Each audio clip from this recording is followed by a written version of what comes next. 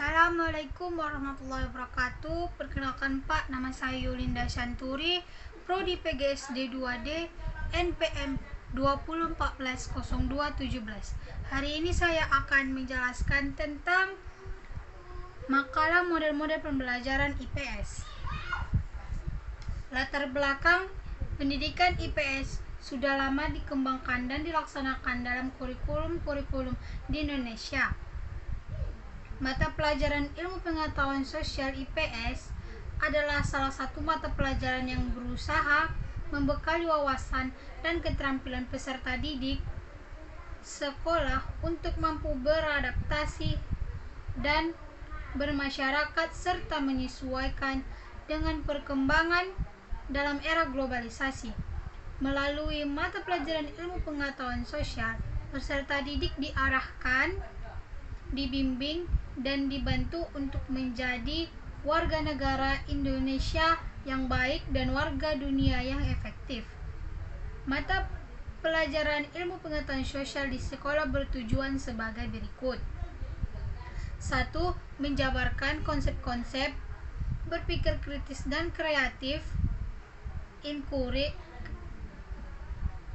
mengembangkan kemampuan berpikir kritis dan kreatif, inquiry, memecahkan masalah, dan keterampilan sosial. Yang kedua, menjabarkan konsep-konsep dasar sosiologi, geografi, ekonomi, sejarah, dan kewarganegaraan melalui pendekatan pedagogis dan psikologis.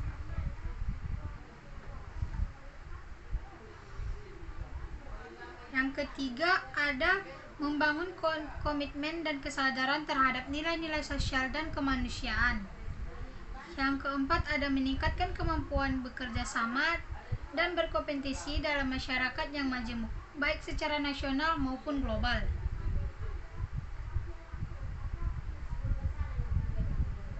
Di sini terdapat rumusan masalah.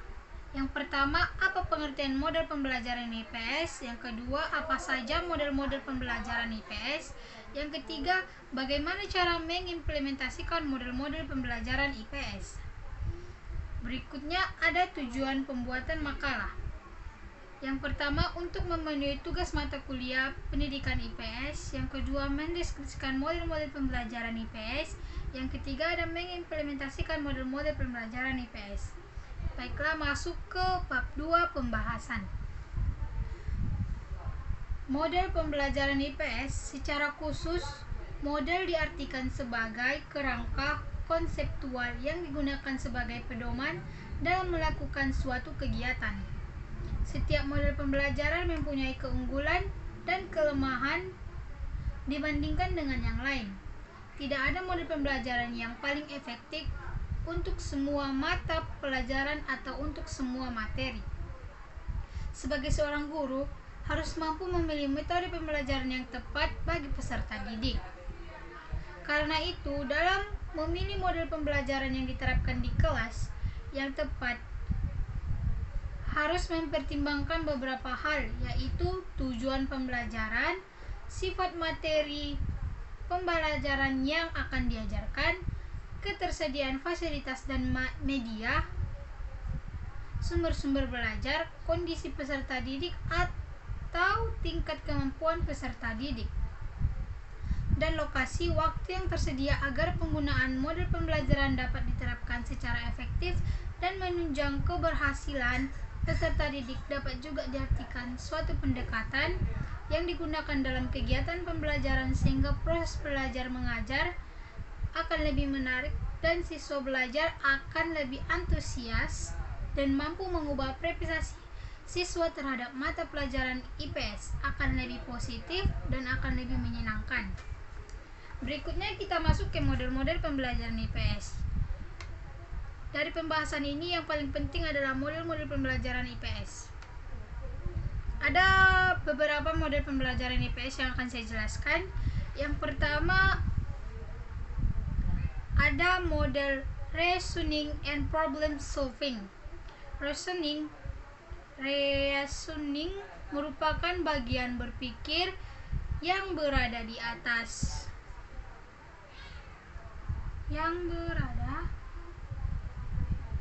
yang berada di atas level memanggil atau retensi, yang meliputi basic thinking, critical thinking, dan creative thinking. Selanjutnya, Jensen 992 merangkum beberapa definisi critical thinking dari beberapa ahli seperti Ennis 1989,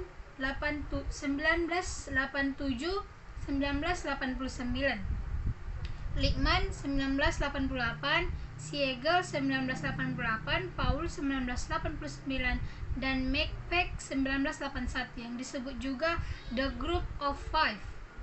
Ia menyimpulkan bahwa ada 3 persetujuan substansi dari kemampuan berpikir kritik. Pertama, berpikir kritik memerlukan sejumlah kemampuan kognitif. Kedua, berpikir kritis memerlukan sejumlah informasi dan pengetahuan. Dan ketiga, berpikir kritis mencakup dimensi afektif yang semua menjelaskan dan menekankan secara berbeda-beda. Tujuan berpikir kritis adalah untuk menilai suatu pemikiran, menaksir nilai, bahkan mengevaluasi pelaksanaan atau praktik dari suatu pemikiran dan nilai tersebut. Dalam problem solving adalah upaya individu atau kelompok untuk menemukan jawaban berdasarkan pengetahuan, pemahaman, keterampilan yang telah dimiliki sebelumnya. Jadian kemampuan pemecah masalah dapat diwujudkan melalui kemampuan reasoning. Yang kedua ada model inquiry training. Secara umum istilah inquiry berkaitan dengan masalah dan penelitian untuk menjawab suatu masalah. Roger 1969 misalnya menyatakan bahwa inquiry merupakan suatu proses untuk mengajukan pertanyaan dan mendorong semangat belajar para siswa pada jenjang pendidikan dasar dan menengah. Sebagai sebuah metode mengajar berorientasi pada latihan, penelitian, dan pertanyaan. Istilah ini sejajar dengan metode pemecahan masalah berpikir efektif atau Discovery Hagen 1969. Namun Bayer 1971 menyatakan bahwa inquiry lebih dari sekedar bertanya. Selanjutnya ada model problem based instruction. Problem based instruction adalah model pembelajaran yang berlandaskan paham konstruktivistik yang mengkomodasi keterlibatan peserta didik dalam belajar dan mencegah masalah otentik. Yang berikutnya ada yang keempat, model pembelajaran perubahan konseptual. Konsep-konsep merupakan dasar bagi proses mental yang lebih tinggi untuk memasukkan prinsip-prinsip dan generalisasi. Oleh karena itu, untuk mencegah masalah, seorang peserta didik harus mematuhi aturan-aturan antara yang selaras, dan aturan-aturan ini didasarkan pada konsep-konsep yang diperolehnya. Perubahan konseptual terjadi ketika peserta didik memutuskan pada bagian yang ketiga. Berikutnya ada model group investigation. Pemikiran The Way yang utama tentang pendidikan yang utama adalah peserta didik hendaknya aktif atau learning by doing.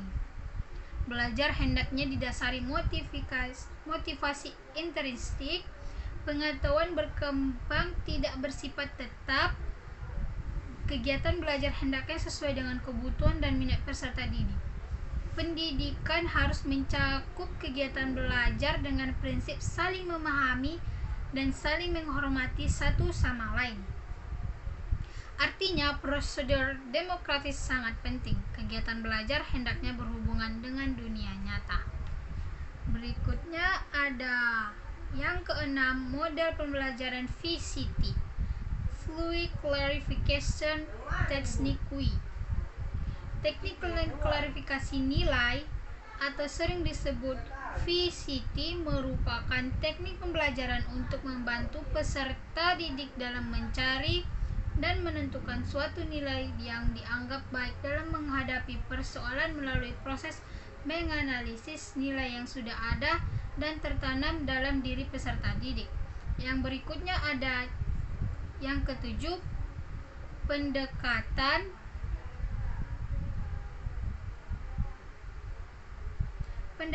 sains teknologi masyarakat atau STM. Pendekatan STS dikembangkan sebagai sebuah pendekatan untuk mencapai tujuan pembelajaran yang berkaitan langsung dengan lingkungan nyata dan cara melibatkan peran aktif peserta didik dalam mencari informasi untuk memecahkan masalah yang ditemukan dalam kehidupan sehari-hari. Yang kedelapan ada model portofolio. Teori belajar berdasarkan pembelajaran portofolio adalah teori belajar konstruktivisme yang ada prinsipnya menggambarkan bahwa peserta didik membentuk atau membangun pengetahuan melalui interaksi dan lingkungannya. Portofolio sebagai model pembelajaran merupakan usaha guru agar peserta didik memiliki kemampuan untuk mengungkapkan dan mengekspresikan dirinya sebagai individu maupun kelompok. Yang kesembilan ada pembelajaran kontekstual.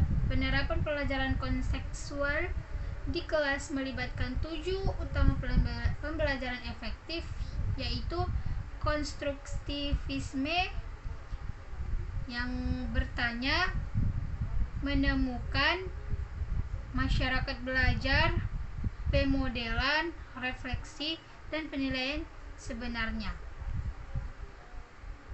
Yang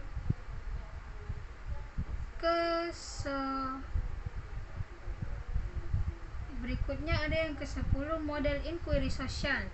Model menghubungkan istilah inquiry dengan pengembangan kemampuan peserta didik untuk menemukan dan merefleksikan sifat kehidupan sosial, terutama sebagai latihan hidup sendiri dan langsung dalam masyarakat. Yang ke-11 ada model pembelajaran pengambilan keputusan. Pada uraian berikut ada dibahas model desain pembelajaran pengambilan keputusan yang dikhususkan untuk pembelajaran IPS. Baiklah, yang terakhir ada kesimpulan atau bab 3 penutup. Model pembelajaran diartikan sebagai kerangka konseptual yang melukiskan prosedur sistematis dalam pengorganisasian pengalaman belajar untuk mencapai tujuan belajar tertentu. Model pembelajaran berfungsi sebagai pedoman untuk para perancang pembelajar dan para pendidik dalam merancang atau melaksanakan aktivitas pembelajaran. Model pembelajaran yang sesuai dengan model pembelajaran IPS adalah model pembelajaran yang berlandaskan pendekatan paradigma konstruktivisme, yaitu pembelajaran yang berdasarkan pada partisipasi aktif peserta didik dalam memecahkan masalah dan berpikir kritis.